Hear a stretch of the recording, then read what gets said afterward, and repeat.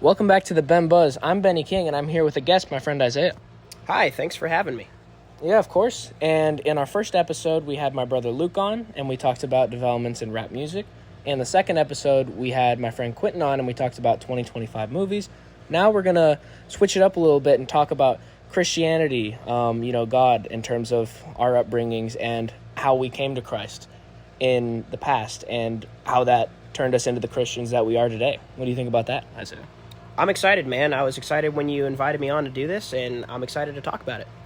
Great. Yeah, I'm excited as well. And now, currently you are a Christian, is that right? Absolutely, yeah. Right. And even though you are this established Christian who we'll get into later, has been on several mission trips with your church and has done all this great stuff for the community and other communities, out there, and you've been such an inspiration to many, but obviously you weren't always this heavy into Christianity or this, dedicated. And, how was your upbringing like, and how did you come to Christ and become the Christian that you are today? Well, the summary of it was my parents were divorced growing up, so I had two different denominations. I had a dad who had the Baptist mindset and denomination, and that was more family-based, 3 to 4 hour long services, very focused on Bible reading. And I had my mom's side, which was Methodist, which is what I am currently, been involved with for the longest time. And that's really focused on acts of service, the community, being able to use your friends and people around you to benefit the community. And that's been something that's been really awesome for me. Yeah, and, in my past, I've also had divorced parents, but it was never a thing where like, oh, I don't know what side to pick, where it felt like it was always Christianity. I felt like it was more of an internal battle and even though I did believe in Christianity, I did believe in Christ and all sorts of that stuff and that nature, it still ends up being an internal battle. And to, fully believe, instead of just going to church, instead of just, doing worships and really immersing yourself, and it can take a while to really give yourself to Christ like that. And, did you have something like that as well? Yeah, so that feeling of God and in that battle of, do I know what God's about? Am I feeling God? I know who he was.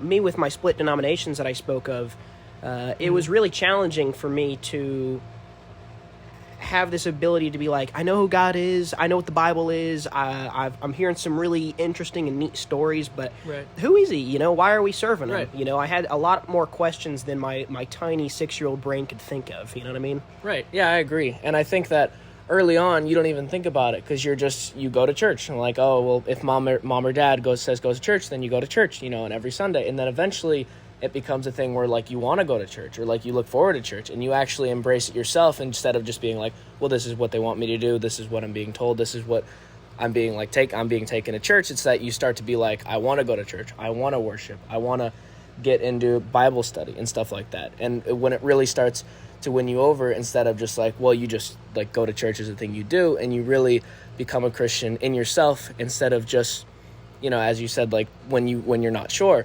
And then when that happens, that can be a really great experience as a Christian. How did that come about for you?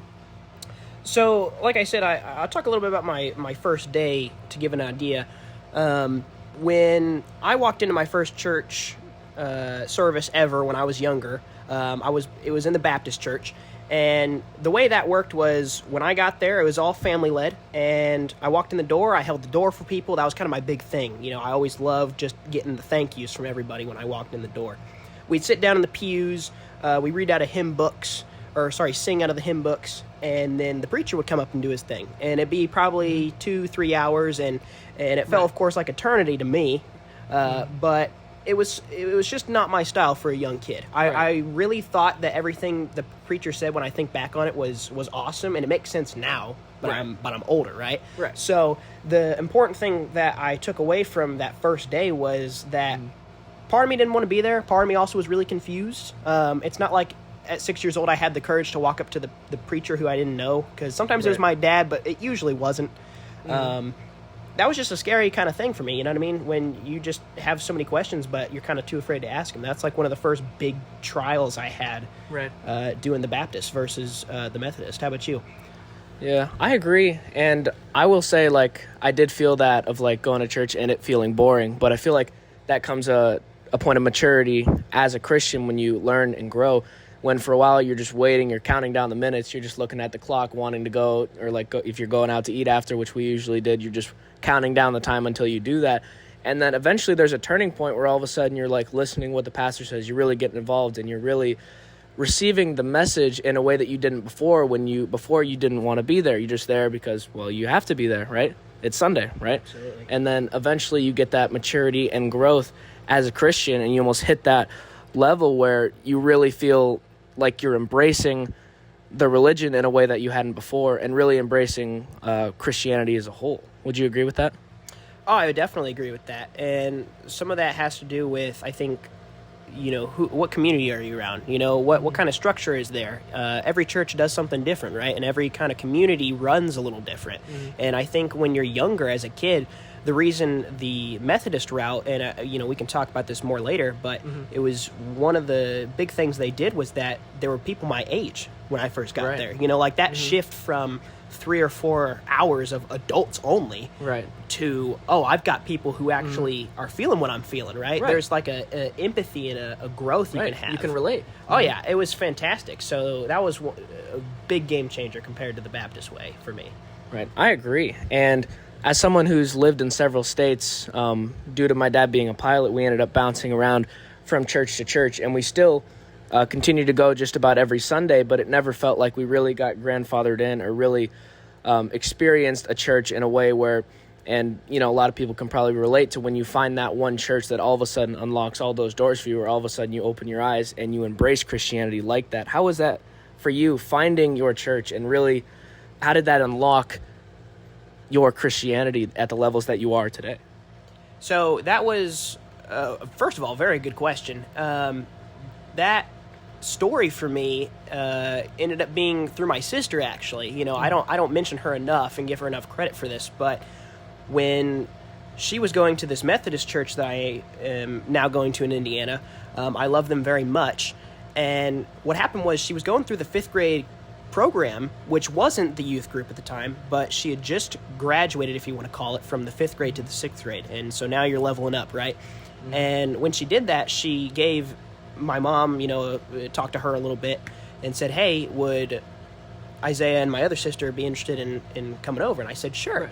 And so the breakdown of my first day in the Methodist, right, because I've got this mindset of, all I know is 3 or 4 hour services. Right. And my previous Methodist church with my mom, which was a place called Mount Auburn Methodist Church, they weren't 3 or 4 hour services. It was more of like a skitsy kind of youth group. So you would like dress up the scenes and act it out, and maybe do more dance movie kind of Christian songs. I've never heard of that. I was doing all arts and crafts. Yeah. So there was times where they had a stage, and in the back they had the props. It was like theatrical. Right. And on one hand, I think that was great. But when I got here this first day, I'm in a blue suit. Teeth aren't straight, right, because haven't had braces yet. Mm-hmm. And I walk in, and they're doing worship. We were a little late, right? So the service is going, worship's booming. I see immediately first changes. There's, first of all, like 50 or 60 people in this room. Mm-hmm. Pre-COVID, so a lot more people at the time.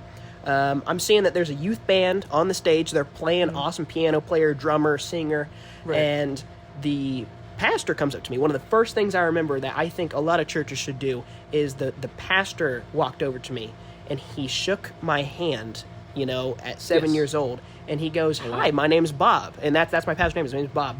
And he ended up saying, how are you guys? He just started talking to me. And as a shy, little kid who's used to never being spoken to because I'm not an adult, right? Right.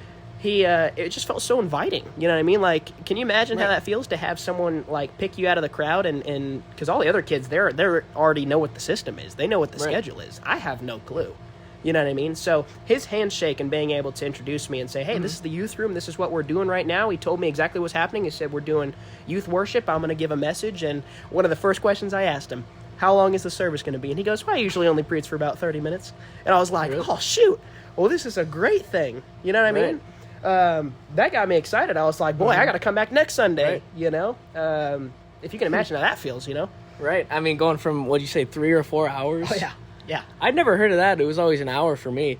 But I think that really hits different when, a preacher or like a, a reverend or whatever it is, when they preach and when they're giving sermons, like obviously that's very great and you can feel the message, but when they come up to you and talk to you one-on-one and it really hits where like these are like real people that are trying their best to follow Christ just as you are, and I feel like that really opens the doors to be like, well, they're just like me, so like if they can do it, then I can do it. Would you say that resonates with you at all?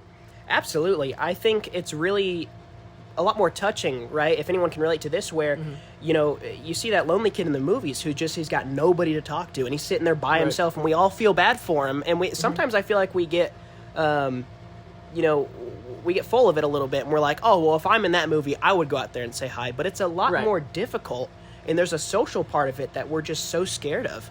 That's like, I don't know if I should go talk to him. Everyone's going to look at me, right?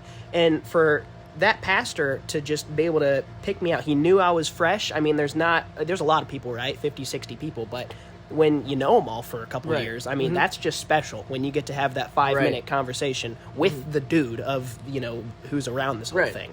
I mean, can you imagine how that would feel, right? Right.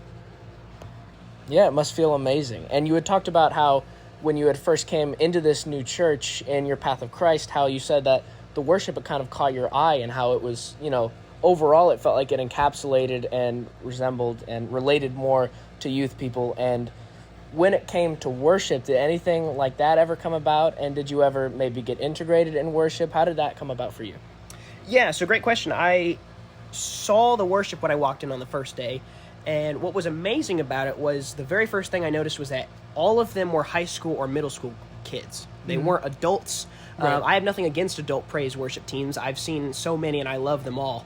But that was a first for me to really see like young people, and I at the time did get involved afterward. One of the big things I was playing at the time was learning how to play bass. And as simple as an instrument as that is, I kind of realized now, back then I was looking around the band and guess what I happened to see? They did not have a bass player. They had a drummer who doubled as the bass player, and his name was Luke, and he was awesome. Not your brother Luke, but a different Luke. And he... I would think so. That would surprise me. But I thought to myself, I was like, is this God's plan? This was like one of the first connecting points in my spiritual walk where I was like, oh my gosh, does this guy exist? I think he does, because what do they need? The one thing I have, right? Right. Yeah, it feels like it ended up working out very perfectly there. And that's really interesting that you were so eager, and where you had said you almost felt like it was a sign from God to join not only the band, but to join like the church in a sense and get more in depth with them in that way. And, when people think like when you go to church, you see all the people up on the stage and, they're all playing instruments, but you got to think about the stage fright. And we always think like a big thing is like public speaking, like most people would rather that than death in terms of fears, if you've heard about that. So how did you deal with that stage presence? And did the more worship that you did and the more like how like when you were up on that stage, did you feel like you were inspiring people? Like how did it feel? And did it really feel like you were growing more with God as you continued your journey? Yeah, so when I first got on the stage and was playing bass, I wasn't good at it. My first performance, my strap actually fell off because I didn't put it on properly. And my bass fell basically like a stand-up bass, if you know how it's upright. It fell that way. And... talk about humiliating first performance. I mean, I know the song too, and it was something that I just got humbled by, where I was like, am I really meant to be up here? And that fear that you talked about, that frightening of, I'm looking out in this crowd of people I don't know, and trying to do praise music, right? With a unified team, nonetheless. I got a piano player I got to match up with. I got to be in time with the drum beat. And then, of course, where the singers are. I'm just a measly old bass back here. And... something I quickly didn't know I didn't know what this was at the time, but the Holy Spirit really started to work in my life and give me this, I feel like it's a seventh ability, if you want to call it, where when I got up there, it not only became second nature, but it was a point in my life where as I played over the years, I've been playing bass now for, I think, 9 years. One of those was exclusive to the church. And now when I get up there to then, it's just second nature. I still get adrenaline, right? I still get that, that quote that's like, if you, don't get scared when you're going up on stage, something's wrong with you. That's so true. Right. And when I got up there, I just had to tell myself, you know what? God's got me. God's got me. Lord, give me the strength. I prayed about it a lot. I got up there and I had smiling friends. You know, Right. you ironically find when you look out into the crowd, especially people that know you, and you just give them a simple smile, you'll be amazed at like the presence that can be drawn to you just for people to smile and be like, hey, Right. you know, he's up there. I can't do that. Right. You know, like how many people you look at. Right. And I'm sure that certainly was a lot of pressure, and as you said, keeping in time with the pianist and all that stuff. Oh, yeah. Right. That must have been really difficult. And like when you're up there, like you want them to be thinking about God. You don't want them to be thinking, "Hey, that bassist is terrible." Right. Oh, absolutely. One of the most, you know, funny moments as a musician, because I played in the orchestra Right. on the side when I first started, and so I got really good at, you know, if I mess up, just keep going. But Right. that was one of the big things was you realize audience members, especially non-musicians, they don't really realize that you're messing up, but you Right. do, and you're your own biggest fear in that sense. Exactly. And that's something I just kind of learned. Exactly. And I'd even learned in my public speaking class this past semester where you may feel like shaking, you may feel like you're falling apart, but like we don't see a lot of the things that you're thinking about. And it ends up a lot of being internally where you're trying to mess yourself up, but in reality, like you had said, like all your friends, like when you're like freaking out, they're all just smiling at you, they're supporting you, and they don't even realize all this stuff that you're burying underneath and trying to roll with the punches. Yeah, well, I feel like we're our own biggest critic in that sense. Exactly. You know, when I got filmed, I think 2 years ago, was it, in 2023 and 2024, we filmed on a tripod the services we did at summer camp. And one of the big things that I was assuming about myself was, oh my gosh, as soon as I see this, you know, tripod recording, I'm going to notice that I'm not playing in time, I'm looking the wrong way, I'm probably making funny facial expressions I don't know about. Right. And I was amazed to find that when I looked at it, it actually made sense. It was kind of like what you said. You feel like you're shaking or you're stuttering or it's the worst thing in the world, but sometimes you just hear it back and you're like, huh, that wasn't so bad, right? You know? Right, yeah.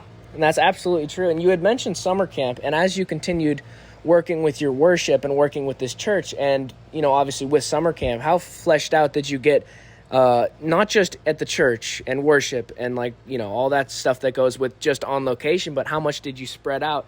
And with summer camp, how much did you stretch that out to different communities and spreading the word of God?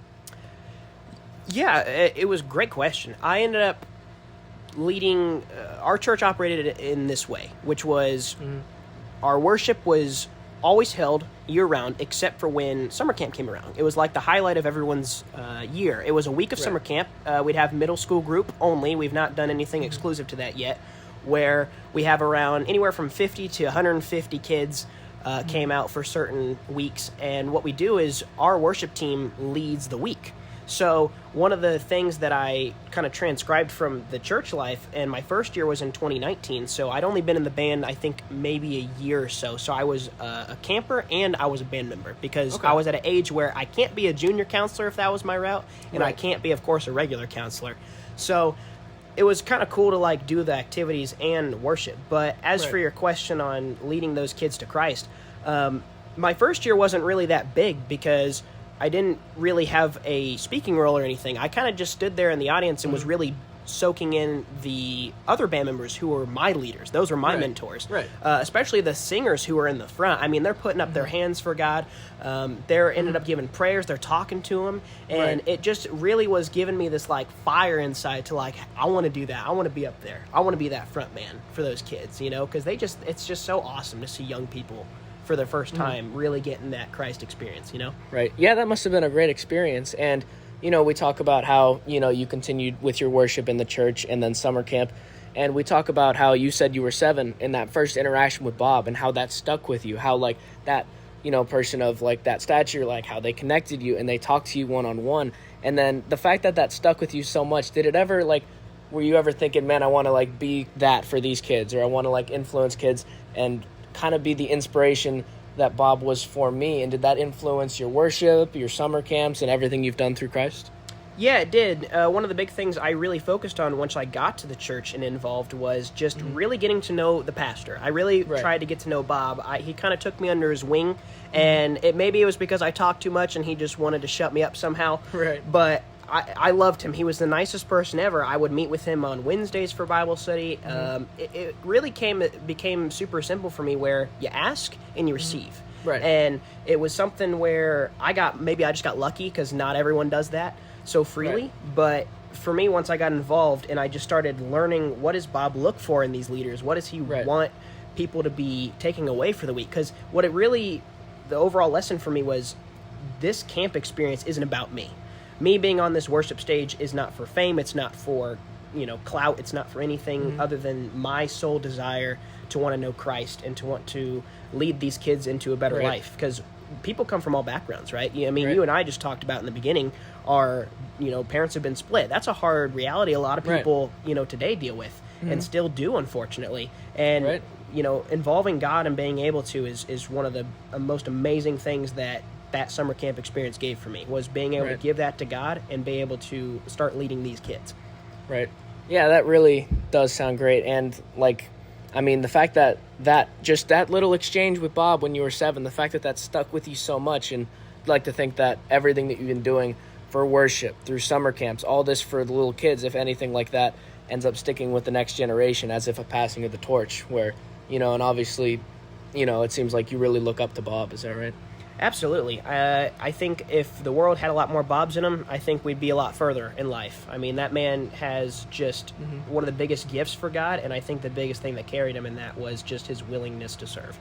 Right. And also his ability to influence kids just like you and end up spreading, everything that he stands for and everything that the church stands for on top of that. And I feel like, it's really great to have someone like that can connect with the kids like that can influence and inspire the next generation of Christians, Well, I got humbled as a kid because I at first thought that, I was a little greedy. I was dipping in my toe into some of the obviously pros, but maybe some unhealthier pros, which was, sometimes I had to look back at myself and be like, hold up, what am I doing this for? If I'm on stage, it was really easy to be like, oh, look at all the campers who just think I'm awesome. They know my name, and we have these shirts, because we got shirts with our names on the back of them, so people kind of knew who we were.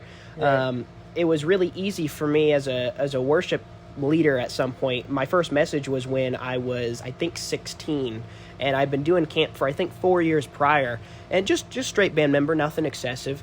And that first message, I prepped for that for, I think 2 months straight, where I would just sit in the room with Bob, and by this point, me and him had just been getting really close, and I had really just completely gave my life to it. But I had to learn in that transition period, and some of us can relate to this, where it wasn't about me. It wasn't about, what can I gain? I already gained. Just me being there with that opportunity was fantastic. I had to learn to give that higher power up and let the Holy Spirit take over and really allow me to just do this for him, because that's what it's about. Right. Yeah, 100%. And the way that you ended up coming to Christ through this church, and how has it been to be able to almost pass that torch and emulate what Bob was able to do for you in terms of bringing in more people to this church and really see other people get the benefits of how it reshaped your life as a Christian? I think it gave me a whole newfound respect for what he did, first of all. I think being able to have the gift or understand that I have gifts like a pastor or any pastor is just, it's inspiring to myself. And I was a person growing up who really sucked at giving myself compliments and bragging and wanting to say that, hey, I'm good at something. I was a big quitter growing up. I was someone who, if it got hard, I didn't want to do it. It was something where I wanted to shine, but I wasn't willing to do the time, kind of thing. And something that was that pass the torch moment was, for the first time ever, I had an ability and gift to want people to come see what I was doing, come get to know God. And the way I did that was, first of all, reaching out to who you know. I mean, people can do this at home. They can go around in their contacts. I'm sure, hopefully we have a lot of them, or go on social media, add people up even. It's a little scary, but I encourage people to really just, don't sales pitch it, but it's a form of, just having a genuine conversation with someone. Have lunch with someone. Shoot someone a text being like, hey, I had a great church service today, and just try to get to know somebody. Right. And you obviously have talked about how this church pretty much revamped your whole vision as a Christian as a whole, and to see the benefits in your own life and then being able to spread that around to your friends and to all these other people that you're like, hey, check out this church. And as you said, everything, it's really seems that has been a very much of an improvement in your life, but then being able to see that in other people's lives and knowing hey, it's because I was a part of that, and that has to feel good as well. It feels amazing. And I think the biggest thing growing up that I thought about was, I feel like an old man almost saying this, but there's like that part of you when you're a kid and you look at your parent who's watching you do the fun thing, and you're kind of thinking to yourself, well, shouldn't mom and dad be enjoying this with me, or don't they get bored? And I thought the same thing with my spiritual walk, where I'd be like, oh, I'd always want to be involved so much. I'm never going to have a spot where I can look back and kind of just enjoy myself. And that's something that I gained through inviting others to church and starting to do some more, like, I don't know if pastoral reaching out's the right word, because I'm no pastor, technically speaking, but it was really awesome to, really just to put it simply, I had 6 best friends, you included, and just to see all of you by the end of it just going to my church or being involved in church in general, doesn't have to be my own, but to see you all happen to be in that same congregation space, and we're all being able to either worship together, or we're going on trips, or we're coming to youth events. I mean, it couldn't feel better, and that's a true treat I pray people are able to do, is to find a friend group that can really share God together. I mean, that's just, there's no better feeling. Right. And even though I don't go to your church every Sunday, I still consistently go to your Bible studies, and through that and through events, I can really see, like, when you hear Bob talk, like, you can really tell he means everything he says. His messages are so great, and to be a part of that is so great, but also I can really see what you saw being that kid and being like in everything that it ended up doing for your life, and just being able to spread that joy around, and especially, as you said, to your best friends. And, that has definitely been an improvement in my life, where the church has definitely been great, and I have all you to thank for it. Well, you're welcome, but it's also something where I'm hoping when I invite people, and I have the mindset of I want them to grow. Right. This is me being here at your side, but letting God do the work. You know, I am not some master, Sensei Wu kind of person who has a great white beard and has all the knowledge in the world. Bob has been a huge carry for that, and I'm amazed and very happy to hear that you've gained something out of that. I certainly wish to know more about that at some point. Right. And I agree, as you said, like Sensei Wu, where it's almost like, not like you're saying your wisdom, but you're like, hey, you better, like, check this guy out. This guy's been really great improvement in my life, and it would be just so great if you could spread that around if you're willing. And honestly, it's been such a great addition to my life. And Bob, the whole congregation there, the whole Bible study, I mean, everything really clicks. Everyone's really friendly.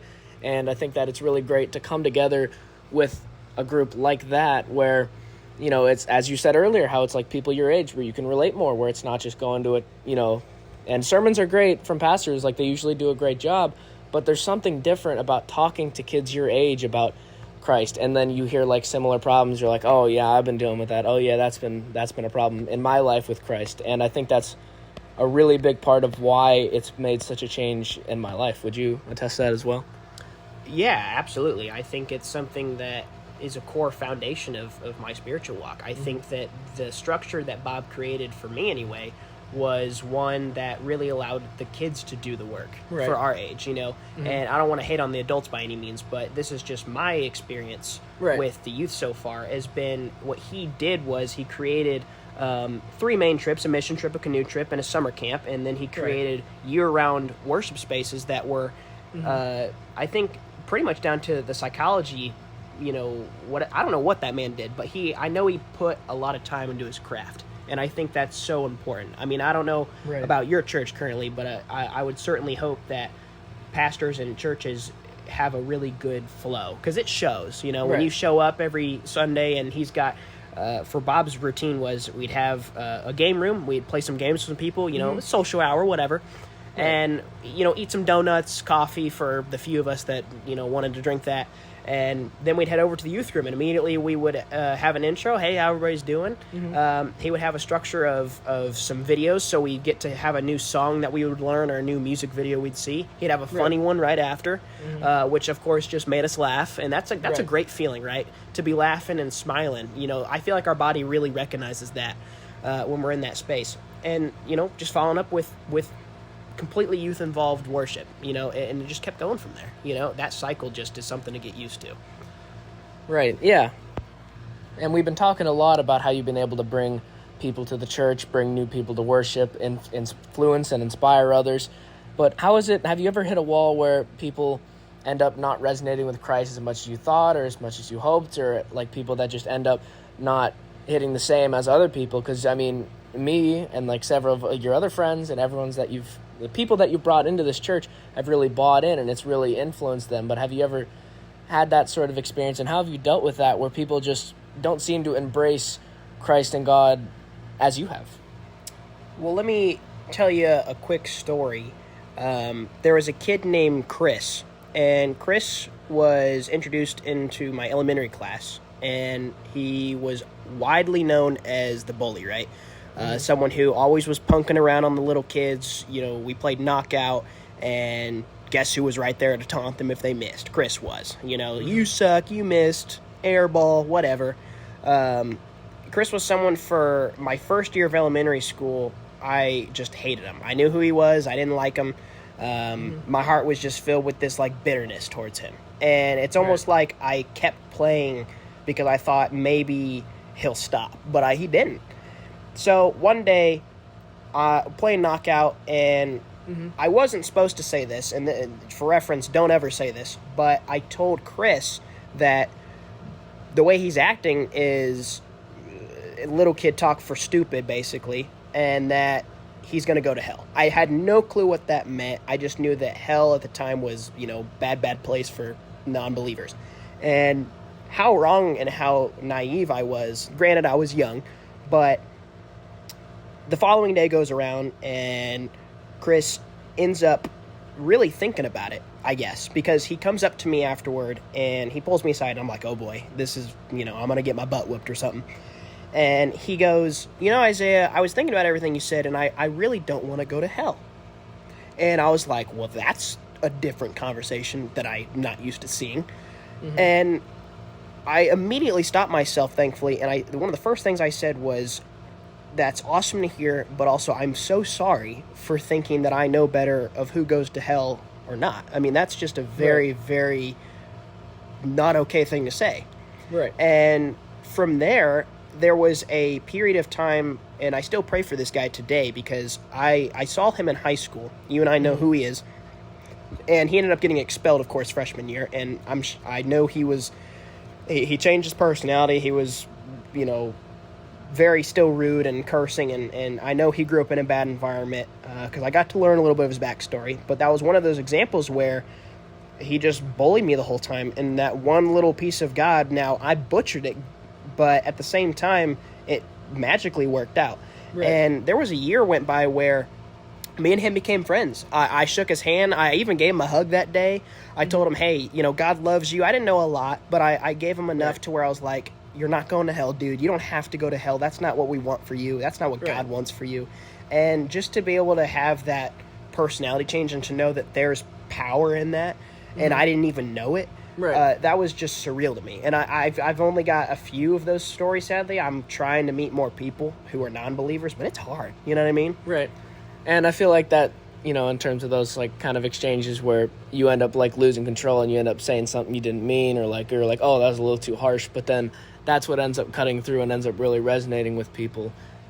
And I feel like even though there are certainly people that are non-believers, feels like even people that do believe in Christ, that do believe in Christianity, end up hitting speed bumps maybe in their life where they end up starting to lose faith or starting to believe in God less and less. And I think that's a really interesting part of Christ and faith, is to have like unconditional love for the gospel. And I feel like at parts where it can feel tough, where even if you are a believer and then you end up, starting to resent it or starting to pray less, or, the big example is like, how could God let this happen, And how have you been able to navigate that? Because personally, that has definitely happened a lot, where things have happened in my life, and obviously you've had things happen in your life where you're like, why would God let that happen? And even though you're still a believer yourself, you could see like how you lose faith, and then you could see how other people could entirely lose faith due to these things happening in their lives. How have you navigated that? So one of the biggest things and challenges in life is non-believers, right? It's people who don't share or don't know, is the better word I'll use. They don't know God yet. And one of the first things I thought about when I first tried this, because that was something I talked about, and I should have talked about more with my pastor growing up. The first big thing I did was I prayed about it, but the second thing I did was I ended up just killing him with kindness. Right. And it sounds so simple, but when I tried to display God for who he was and who I heard him to be in the stories and the life lessons in that, and just watching my own friends around me, they're often, maybe I'm just blessed, but they're very often the most kind and giving people I know are you guys as the boys and my Christian friends. They're just people who are always smiling, always just so willing to give. And you kind of get to see, a lot of people who can share that same mind. So for the non-believers, I guess, and I hate putting people into categories, but when Chris, for example, or I'll share another one, there's a gentleman by the name of Donnie. And Donnie was also kind of a bully, but he wasn't as big a deal. He was someone who I believe to this day still is a Christian, and he's been going to church. He was one of the first friends I met because we got grouped in a group project. You know how it goes. You got a couple of guys, some you know, some you don't. And Donnie was this kid who didn't, of course, and he had some swear language. It's high school. Everyone's kind of changing, going through, figuring out who they want to be. And I ended up cracking out my Bible one day. I forgot why I brought it to school, but I opened it, and I'm just starting to read it. We got free time or whatever. And Donnie walks up to me, and he goes, "What book are you reading?" And I said, "Well, it's the Bible." And he goes, "Oh, is that considered a book?" And I'm like, "Yeah, it is. It's just happens to have multiple books in the one." And what really happened was I just tried to be kind, and maybe I don't have the best answer for how a person should go about a non-believer, but I think one of the big things we should at least try to do is to display Christ. So what I did in that scenario was I ended up showing him what book I was reading. I don't remember which one. I'm assuming it was probably Psalms, because one of my favorite verses was Psalms, and I was big on that back then. And I ended up telling him, one of these chapters, and there's so much to dissect in a chapter. I mean, the Bible has so much, what's the right word? It has so much knowledge and so much life lessons. You can read one sentence and you might not have a clue what it means without asking someone.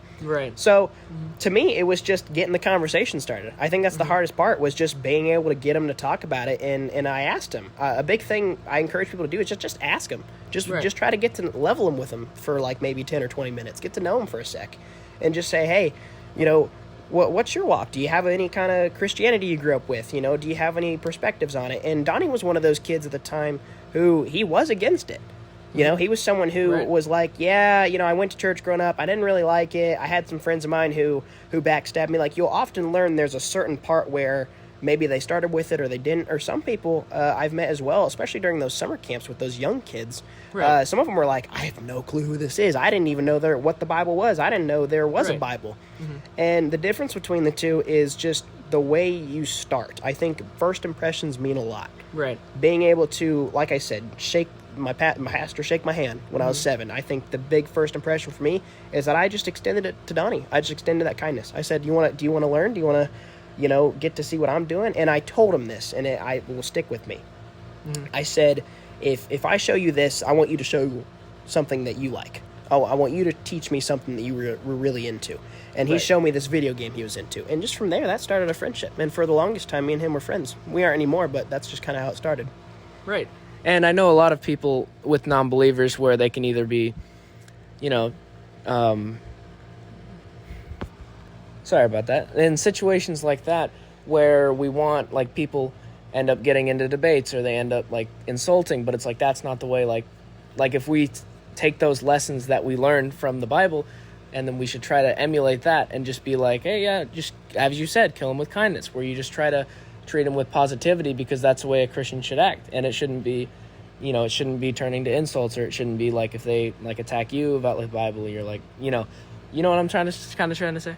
Absolutely. I think the summary of trying to approach everyone, it's different. Everyone's unique. Everyone has a different perspective on how should I approach someone, how should I talk to someone, and I think, unfortunately, that puts me in a spot of I can't give a direct answer. Just make sure, maybe just craft yourself first. It's always nice to build yourself up before you go tackling that. Or maybe ask a pastor, ask a friend, ask an adult, or someone who's done this before. Because I have, but it's just so unique. It's kind of tough to describe, And that non-believer is not going to get any closer to Christ if you don't treat him with the same respect of the lessons that you should be learning from the Bible. And we talk about dealing with non-believers, but then it also becomes dealing with your own demons and believing yourself. And a great way that you can end up improving yourself and ends up really makes you feel a lot better is after you pray. And that's a big part of being a Christian, is we've talked about worship. Another big pillar of Christianity is prayer. What would be your definition of prayer? A good definition I think of as prayer is the difference or gap is, let me rephrase that. The best way to summarize prayer for me is a conversation with God, a one-on-one or a group conversation focused on lifting or asking or talking to God. Right. Yeah, I would agree. And, recently we, in Bible study, we were having a really interesting topic about prayer where if you're driving through and you get like all the green lights, like you don't go to thank God, or you don't go to like, hey, thank you for getting all the red lights or all the green lights. But the second that you start hitting red after red, maybe you need to get somewhere, and then you're like, God, why? You're like praying to God. Why aren't we praying? Why are we only praying when we're having problems to complain instead of being appreciative and thanking Him? What's your stance on that? I think that prayer is something that we should healthily use for both worlds. Right. So when you have the green flags or the green light, as you spoke of, a thing we forget to do, I think, is lift up God for the beautiful things, to be thankful, Right. When I had, something I'll share is I went through back surgery. That was when I was 17, so that's 2 years ago now. My whole back was fused. I mean, that's like open heart surgery on reverse. Right. 12 hours, in surgery, and then just being able to come out of that and not be able to walk again. That was a big thing I prayed about, where I got humbled, first of all, just Right. being able to understand that, like, God has great times, but He also has some challenges He's going to put you through, because it's for the better refinement, in my opinion, of your future. And I think prayer for me was a way to communicate to God, and I still use it, where that Holy Spirit for me, it's undescribable to describe for me, but I'm hoping people can come to a place in a good stance in their relationship with God, where when you go to pray, man, you can, whatever your way to pray is, there's not one way. Let me Right. just get that out of the way. There is not Obviously. one way to pray. You don't have to do it with your eyes closed, with your hands together. You can do prayers while you're moving. You can do prayers while you're driving. You can do prayers like thinking to yourself, as long as the genuine intentions behind it and you're talking to God.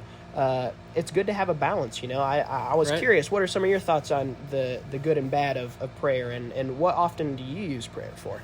Yeah, I would say once I got that reality check at Bible study, where I was like, man, I think I often complain more than I realize. And, because when things are going great, you don't realize it as much. And to take everything one step at a time and really appreciate everything, all the little things that God has done for us. And I think praying ends up really boosting my morale as well. I'll be feeling really stressed out.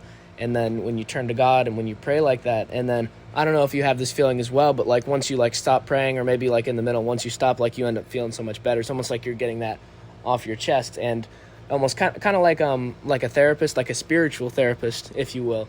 And I think it really ends up making me feel better, even though people are like, a lot of people are like, well, you don't like hear response, or like, whatever it is, but it's still so important. And I feel like it still ends up having such a great improvement just to get that off your chest and to talk to who other than God, right?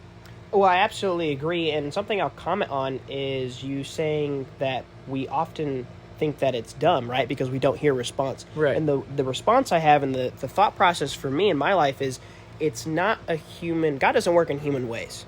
And I think if we can evolve our thinking sometimes, or just try to picture what our non-human, our Right. first thought, if you will. And what I say is, it's God's timing. So when we pray, for example, a big one is when we're dealing with grief, or we're dealing with struggle, and like maybe grandma's in the hospital. Like my grandma Right. was in the hospital for the longest time for lung cancer, and she ended up passing away, but there was a really big gap time where, and I got blessed. I got to say goodbye to her. And as hard as that was, there was a period where I was praying and I was like, God, I was so expectant almost. I just was expecting God to magically get off his throne, if you want to call it, and revive grandma. You know, I love grandma. Why would you let grandma die? That can't happen, right? I was feeling that way too when my grandma passed as well. It's life-changing. And once that happens and she passed, and I now know today it was for the better, but there was that plan in place that God had where he's like, no, I know what you want, and I hear you, I'm listening. And his response to me was blessing me with the ability to tell her goodbye and being able to pray for her to not have pain and peace. And that's what the doctors could do for her. And that's not what everyone dies of. They don't always die with no pain. She was medicated to her death. And that was of the healthiest proportion. And that's that was a true blessing. You know what I mean? I think that for me, being able to now look back on that too, because there's a quote I told you all, which was, you can only understand life backwards or in our past when it's all said and done, which is why you must always look forwards in where you're going. Because the same for God's path in prayer. You know, when we're walking forward with our eyes held high, but also being able to look back at what he did do for us and maybe start to piece together some of these plans he had for us, and we can understand like, oh, that's why that happened. That's the clicking motion that I hope people can experience, you know? Right, I agree. And I think we talked about people like, well, you can't like necessarily hear a response. Another criticism of prayer, I would say, is probably, well, you know, you don't like if I, like, you don't necessarily, like, if you ask for it, you're like, hey, can you do this? And you're like, God, why didn't you do that? I prayed for it, right? And it doesn't work that way, because you think like, if I pray like, hey, I want $1 billion, God, he's not going to give you $1 billion, right? And I think what's a very interesting take on it that I saw was saying like, if you pray to be courageous, does God make you more courageous, or does he give you opportunities to be more courageous? If you pray for the family to be closer, does he just magically get your family closer, or does he give you opportunities to make your family closer, right? And then if you pray to be more connected with your friends, your family, does he just magically make you more connected, or does he give you opportunities to make you more connected with these people? And that's certainly what he's done for me with this podcast, I'd say, because now I've had deep discussions with my brother, my friend, and now with you, where I really feel like I'm connecting with people, and, you know, it really feels great to get on, you know, this type of thing, and it really feels in a way of like God answering prayers, where it feels like we don't like think about that enough. Where if you are familiar with the story of the man that's sitting on like the roof like during a flood, and like God sends like a boat, and he says, no, I don't need the boat, my God will save me. And then he sends the helicopter, and he's like, no, my God will save me.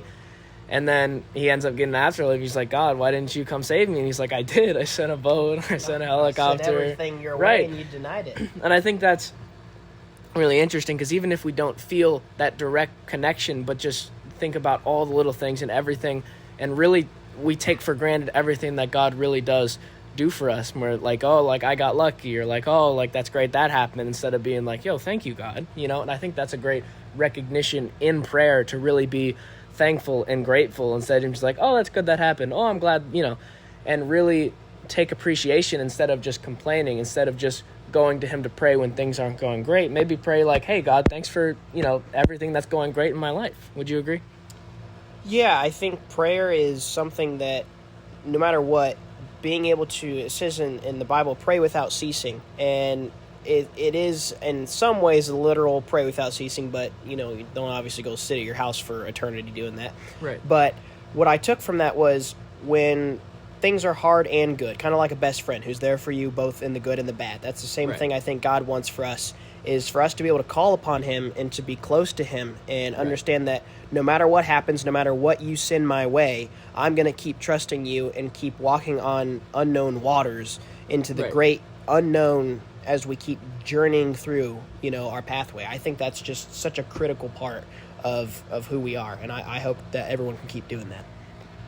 And, you know, we talk about the benefits that we've had from prayer or from worship, or as you said, like when you're just reading the Bible in class, and like the more that you do that, the better that off you seem. But like, what is holding us back from things like constantly reading the Bible or prayer? Like, I feel like a lot of us can attest to, like, even though we can say all the benefits and how like appreciative we are, like when we pray, like we still don't end up praying every day. And like, what is really holding us back from this discipline, from this spiritual discipline? How do you think we can conquer that? Oh, that's an amazing two-word combo right there, spiritual discipline. I think one of the big things that holds us back is us. I think it is a choice. Right. You know, something I find, especially as a young man growing into this world and this life, is I have had so many opportunities to do more, and I got to be honest, I just chose not to. Like, Right. I've been lazy. And Right. one of the big things I think about, because I ask myself questions sometimes where I'm like, why am I putting this off? You know, Right. like reading the Bible is one of the hardest things, in my opinion, to do consistently. Right. Where, like, to the point where you want to. And they say, like, a habit takes, like, 30 days? And I must be terrible at that, and I know I am, because it's not that I don't like it. When I do Bible study, right, for example, and we're tackling a book of the Bible, or we're doing something that's related to, you know, God, I love it. I'm into it. And Right. I understand it to some degree, and sometimes I don't. But when I'm by myself, there's something about just getting down to it and trying Right. to take it on. It almost seems like a burden. You know what I'm talking about? Like, where it's just really overwhelming. And I think that's hard for everybody, you know, to just have to keep doing that. You know, we have to keep praying. We have to keep going to church if that's our thing. Keep doing it. I think that's one of the biggest things when they say it's a marathon, not a sprint. That's really Right. what this faith walk is. And it's Right. that kicks our butt sometimes. This is one of the big things that does that. Right. I agree. And, you know, when we're talking about discipline with prayer, where, like, when things are really going bad in your life and then you end up praying and then you end up feeling so good after, it's like, well, why weren't you praying the days when things were going good? And, like, we just touched up on this, where it really is all about discipline, where it's like days and days, and then you only start to pray when things are going bad instead of continuously getting into a rhythm, as you said, like reading the Bible and just really delving yourself into the Christian lifestyle right that, and really staying in tune with God in that way. How have you been able to navigate that, and do you think that you've been to this point staying in tune with God? I think one of the biggest things I try to do is surround myself continuously with people who do that. So with Right. our Bible study group, for example, I have tried to involve myself in teaching it or learning how to teach it. Right. That's just my niche, because I, you know, became introverted when I went and did all my leadership things. Right. But I still learn. I still grow from that. I think it's amazing to not do things alone. I think Yes, that's a I agree. big principle of having God at our side and wanting to be involved with his plan, is that when I think about it this way, and I've said this analogy to you guys before, but I'll share on this podcast that Right.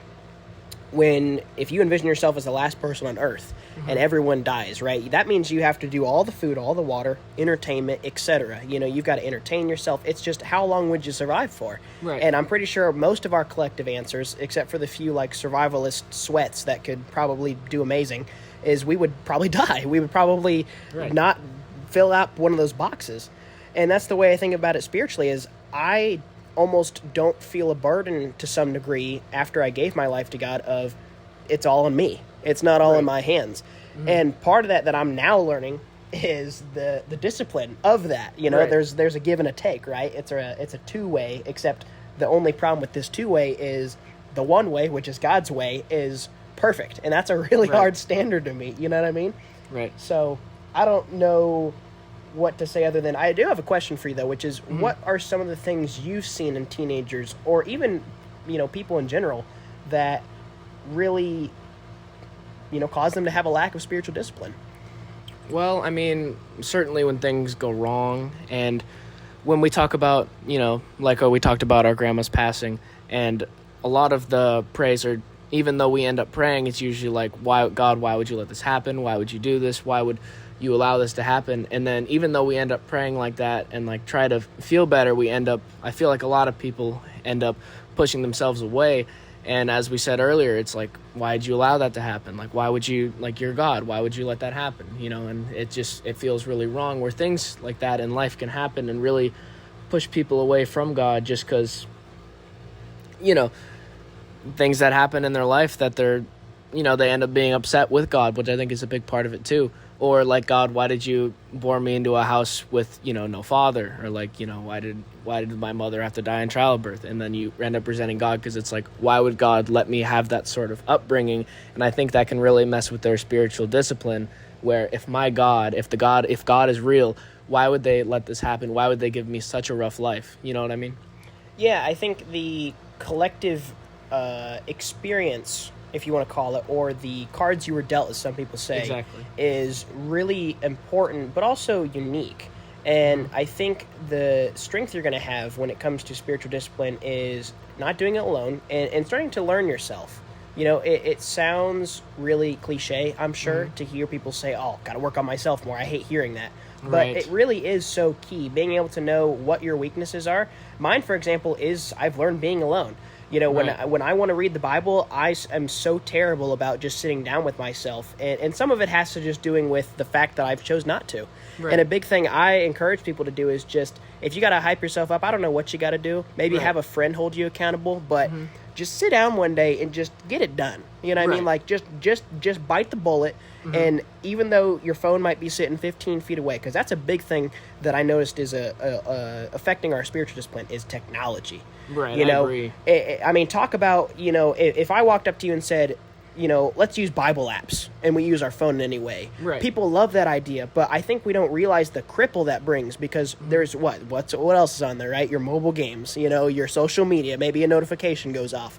Right. There's a lot so of distractions. Oh yeah, I mean it's something we all are guilty of, and it's something that always can't be undone. And my piece of advice to spiritual discipline is it's never too late.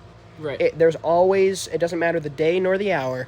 I think there's always something we could be doing. You know what I mean? Right. If we want to improve on prayer, for example, because I feel like people Right. think it's a skill set. People think it's like, oh, you kind of learn it like a game. It's not. It's a Right. real relationship. But the way you do that is by really just throwing yourself in there. So Right. for anyone who's like thinking to themselves, oh, I don't know if I want to say that prayer, because some preachers say like, hey, you got any prayer requests maybe, and that's hard for people. Or Right. maybe you've got that friend of yours who is going through a hard time, but they're like, I don't know what to do. I don't know how to channel it. You know, what should I do?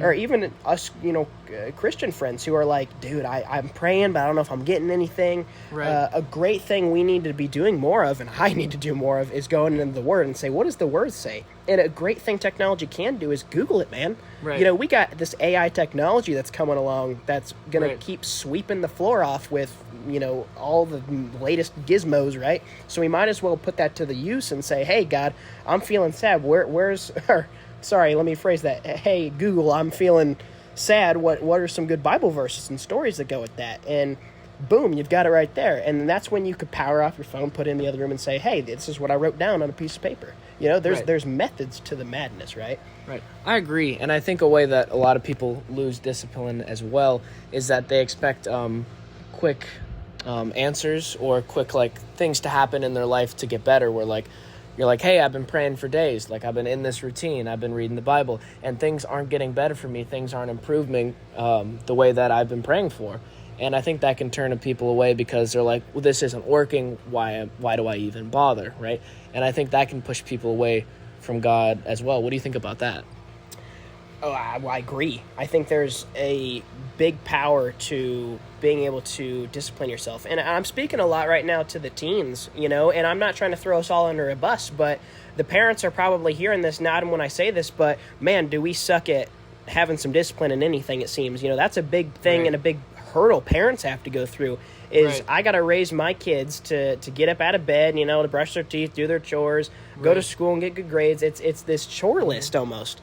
And to the parents, it's not a chore list. It's a real, genuine care and concern. And I think it's the same with Right. God, where I think he wants us to, but it's a choice. It's free will. Right. You know, Exactly. he died on the cross for our sins. I think the least we can do is try to get up out of bed in the morning and pray or try to read some scriptures. You know, it doesn't have to be like, I got to master the whole book of James or Psalms tomorrow kind of thing, you know? Right. That's the true beauty of having, you know, 80, 100 years of life is Right. we've got time, but it isn't Right. infinite, and we don't want to waste it, right? Right. I agree. All right. And Isaiah, would you mind giving a quick recap of everything that we've gone into today? Absolutely. So, beginning of the segment was kind of talking about our backstory, kind of the upbringing. You know, we both had the split families, and we're talking about the importance of everyone's got a different backstory, right? It's unique Right. to everyone.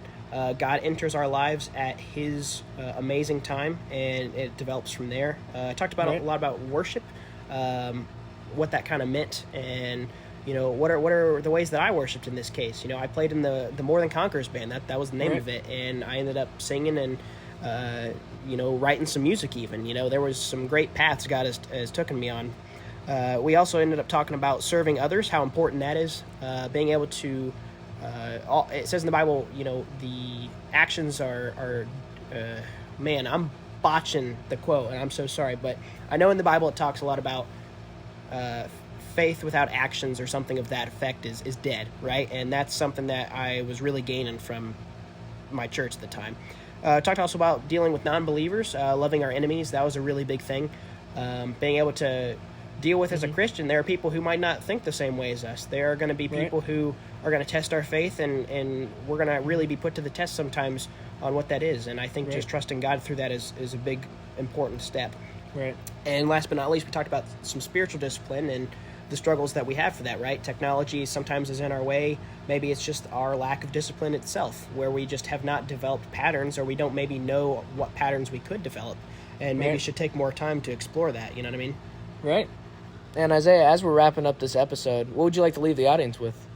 I'm going to leave you guys with a quote, which is on my necklace that I wear every day. It says, "Always remember, you are braver than you believe, stronger than you seem, smarter than you think, and loved more than you know. And I want you all to just remember that through Christ, all things are possible."